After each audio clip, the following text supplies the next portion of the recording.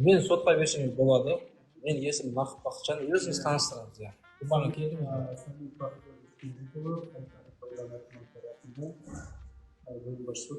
Бауыржан белсіз, есімім Бақтияр. Кеше Бауыржан деген кісі хабарласты маған.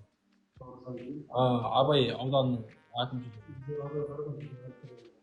Енді сіздерге өткізіліп отырды. Енді сізді кім жіберді бұл жерге?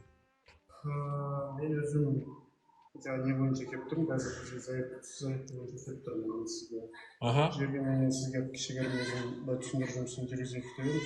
Енді сіздерге мына жерде өзіңіз білесіз, заңсыз мекен немесе басқа заңсыз жиын ұйымдастыру. Жоқ, мен оны заңсыз жиын деген жоқпын ғой.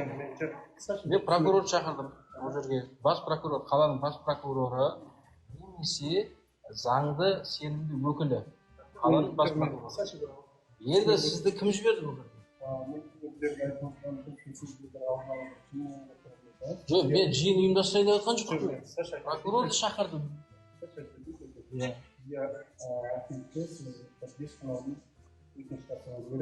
Жоқ, прокурорды шақыру, прокурормен кездесу ол жиын ба не?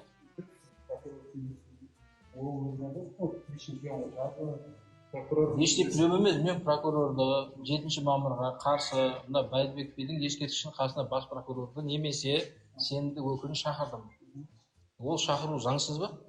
Тек прокурор шақырды. Прокурорды ғана шақырдым. Ешкім шақырған жоқпын. Жоқ. Прокурорды шақырдым. Прокурормен кездескім